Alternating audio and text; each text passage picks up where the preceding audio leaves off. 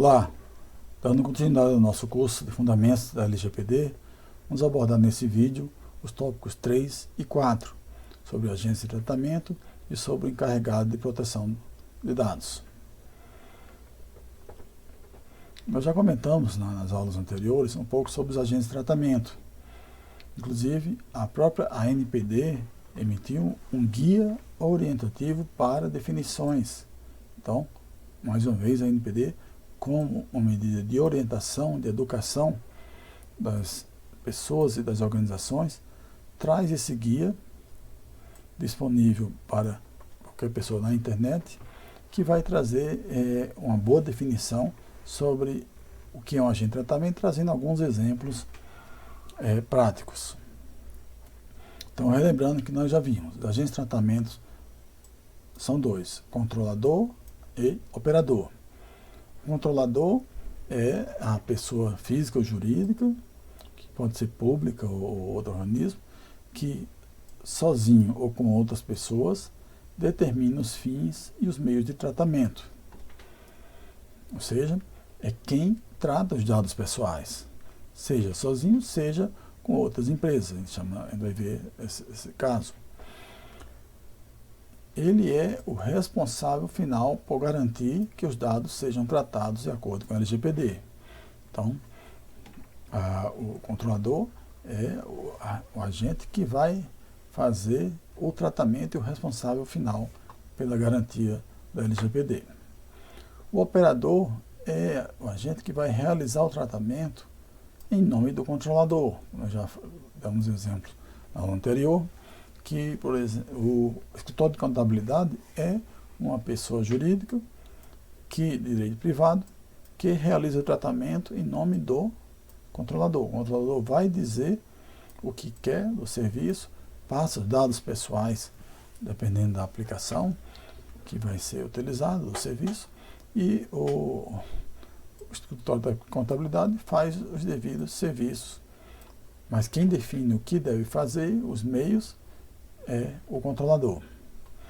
Existem casos, está disponível informação no guia, onde tem controlador conjunto ou co-controlador, ou seja, onde tem responsabilidades conjuntas mediante acordo entre as partes.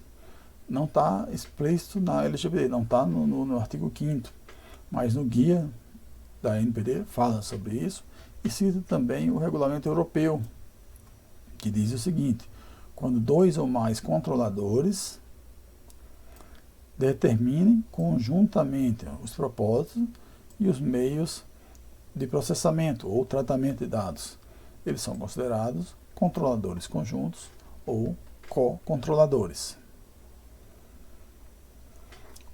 A LGPD nós já vimos que a obrigação do agente de tratamento é manter o registro das operações, tem que ser arquivado o que é feito, que tem o relatório de impacto a ser realizado e que o relatório de impacto vai abordar, no mínimo, essas três situações: quais os dados que são coletados, qual a metodologia utilizada e uma análise de riscos sobre esse tratamento. O operador tem que seguir o que orienta a instrução do controlador. Então, o operador não pode fazer situação diferente, mudar a forma dos dados sem autorização, sob pena de incorrer em responsabilidade sobre alguma questão que possa acontecer. A ANPD também fala que vai falar sobre padrões de interoperabilidade, assim como o tempo de guarda e registro e algumas situações. Essa situação ainda não foi regulamentada, é uma dos artigos da LGPD que ainda precisa de regulamentação. A responsabilidade civil, está lá no artigo 42, que ou o controlador ou o operador que causar dano vai responder, é obrigado a reparar, e que o operador responde solidariamente pelos danos causados quando descumprir as obrigações da legislação ou quando não seguir as instruções do controlador, conforme a gente falou aqui. Artigo 39. O operador vai seguir as instruções do controlador. Se não seguir, ele pode ser responsabilizado pelos danos. Os controladores, mesmo que estiverem diretamente envolvidos, mesmo que os operadores estejam fazendo, respondem solidariamente. Então, se a empresa passa os dados para um operador, esse operador não segue as instruções ou não cumpre a legislação, a responsabilidade principal é do controlador, que é aquele que é o responsável pelo tratamento dos dados. E aí, essa responsabilidade civil fala que os agentes só não serão responsabilizados se provarem que não realizaram o tratamento ou se realizaram, não houve violação à legislação, ou que o dano é da culpa do titular. Então, quando não for respeitado essa questão, o tratamento é irregular. Ou quando não respeita, ou quando não fornece segurança. Então, aquele que tiver danos e deixar de adotar as medidas de segurança previstas no artigo 46, vai responder pelos danos decorrentes. Então, nós vimos na aula passada sobre segurança da informação a importância de tomar essas medidas de segurança. Tá? Isso aqui já é fruto de várias situações e processos judiciais na justiça. Temos um caso real que aconteceu esse ano de uma empresa cujo setor de compras entregou a nota fiscal para outra pessoa que tinha um litígio na justiça. E aí descobriu que entregou que tem dados pessoais na nota fiscal. Essa pessoa entrou contra o controlador e pediu um ressarcimento de danos morais por expor as questões do gasto que ele teve com questões pessoais. E aí gerou uma indenização, um valor solicitado de R$25 mil por causa de uma nota fiscal. Tem outra situação em outra cidade que nós acompanhamos, que é o vazamento de uma informação de um exame médico da pessoa, do laboratório, passou o resultado desse exame médico para um terceiro, ou seja, não teve o devido cuidado e o sigilo com a informação. Então, está respondendo uma ação o controlador, não o funcionário, por um dano moral. Um dano moral com um valor muito mais alto do que os R$25 mil daquela nota fiscal. Então, são vários casos já em andamento na Justiça do Brasil que envolve a responsabilidade civil do controlador e do operador. Por isso, a importância de que as empresas sigam corretamente e não façam o tratamento irregular. Entramos agora no tópico 4, o encarregado de proteção de dados, o chamado DPO ou DPO. Então, nós já falamos um pouco sobre essa situação do que é a atribuição do encarregado. O artigo 5º fala que o encarregado é a pessoa natural indicada pelo controlador que vai atuar como canal de comunicação. Então, a gente tem aqui a figura do encarregado fazendo a ligação entre o controlador, a quem pertence o tratamento, responsável pelo tratamento dos dados, a autoridade nacional, quem fiscaliza, e o titular, que é o dono dos dados. Então, o DPO vai ser esse elo que vai fazer essa comunicação entre os três agentes. Então, nós dizemos que o DPO é o responsável por zelar pelo devido cumprimento da LGPD. Então, o controlador contrata o DPO, seja ele funcionário, pessoa física ou pessoa jurídica, ou mais de uma pessoa, que vai acompanhar todo o processo da LGPD. Ele não é o responsável civil, ou seja, ele não responde como culpa do controlador se houver um dano irregular, a não ser que seja provado que agiu de má fé. Então, o responsável é o controlador. O DPO vai ser a figura que vai orientar no sentido de seguir as orientações da ANPD.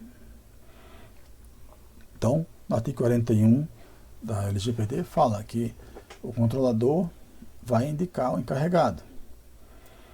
Essa indicação normalmente deve ser feita por um contrato ou um ato formal, porque, inclusive, já existe no Código Brasileiro de Ocupações, desde fevereiro de 2022, do CBO, o código específico para o encarregado de proteção de dados.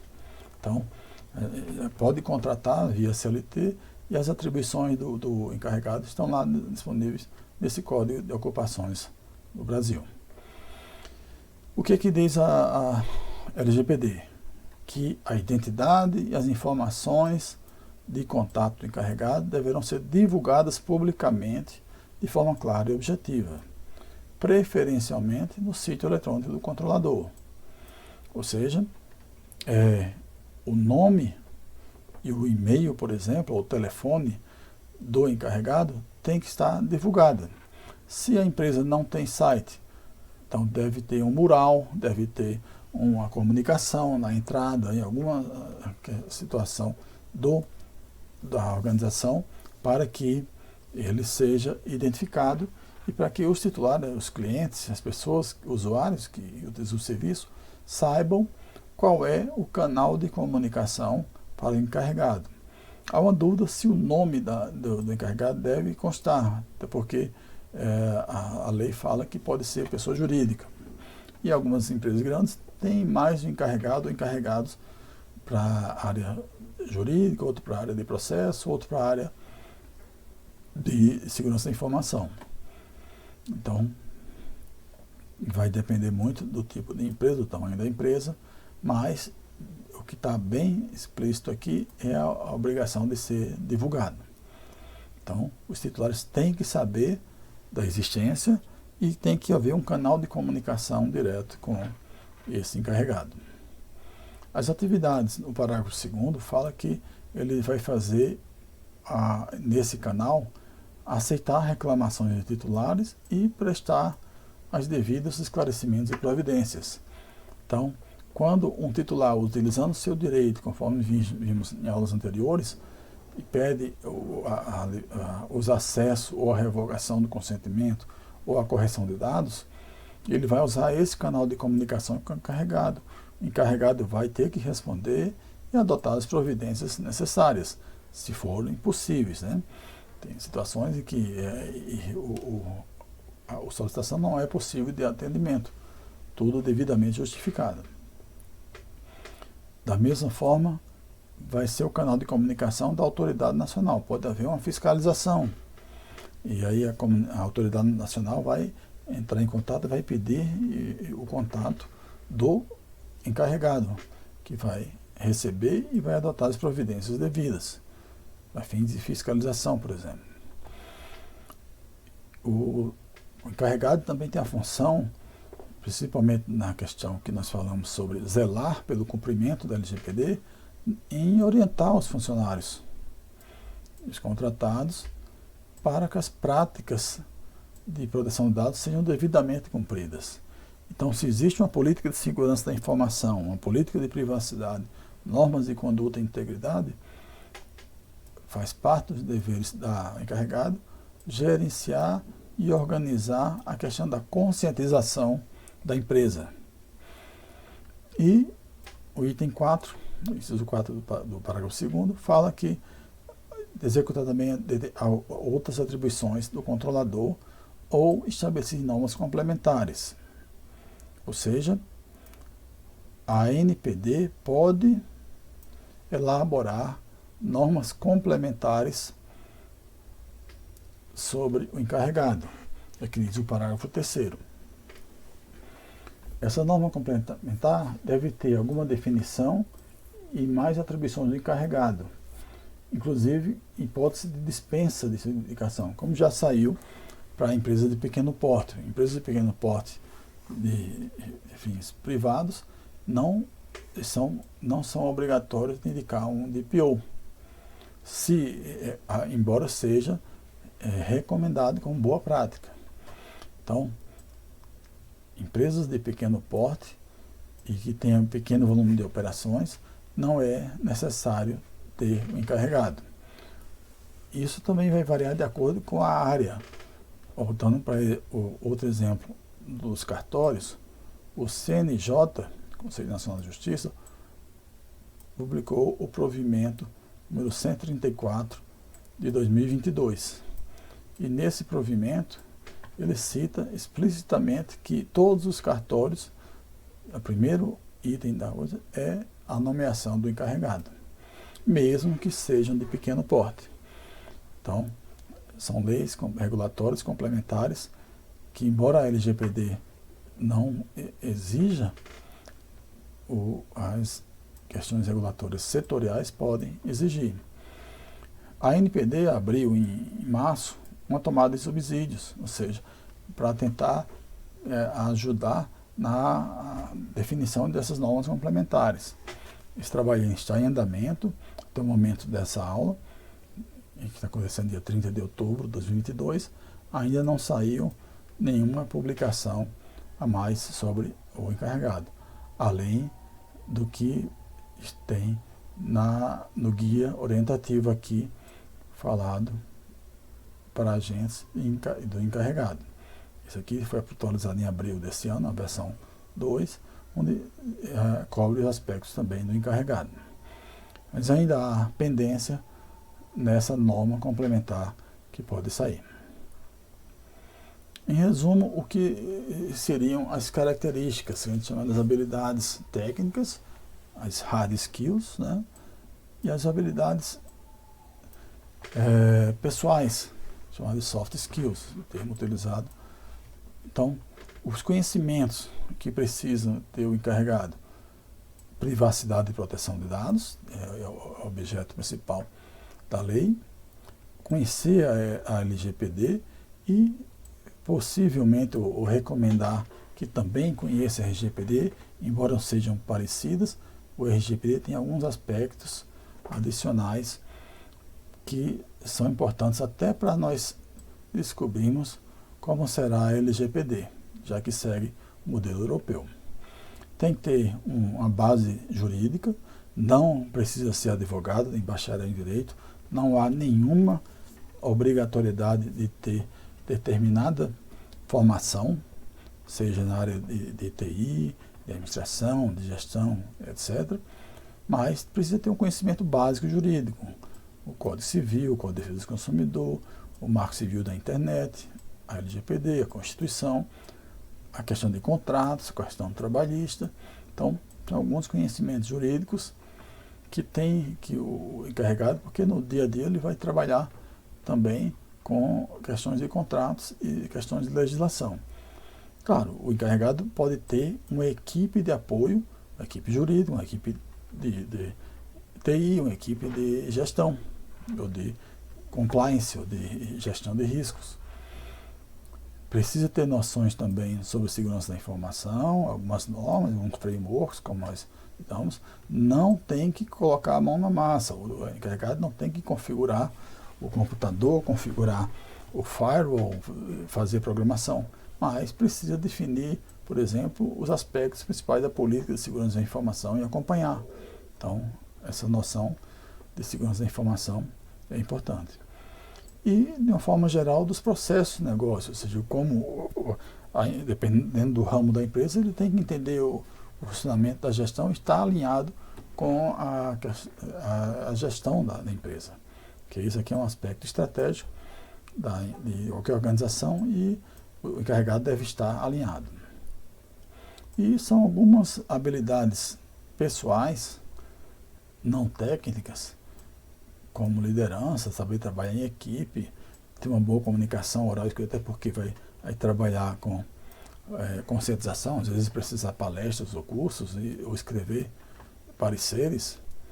Tem que ter um trabalho de organização, porque são muitos aspectos envolvidos, então tem que ter uma organização, tem que estar atualizado constantemente, em média, a cada 2, 3 meses, a NPD publica novos guias, novas situações, novas questões são discutidas em congressos, em debates, em aulas, em cursos. Tem a ver a questão de negociação, porque pode haver conflitos, né? Então, saber resolver conflitos. E principalmente tem que ter ética para trabalhar com as questões de dados pessoais e uma independência, ou seja, o foco do encarregado é conscientizar a proteção de dados dos cidadãos. Então, fazer com que a empresa respeite a privacidade e a proteção de dados dos clientes, dos cidadãos, dos seus usuários. Então, dessa forma, a gente vê aqui qual é o perfil e quais são as atribuições principais do encarregado, lembrando que ainda pode estabelecer em breve outras normas com algumas definições e atribuições. Tá? Com isso encerramos esse vídeo sobre os aspectos sobre responsabilidade e sobre o encarregado.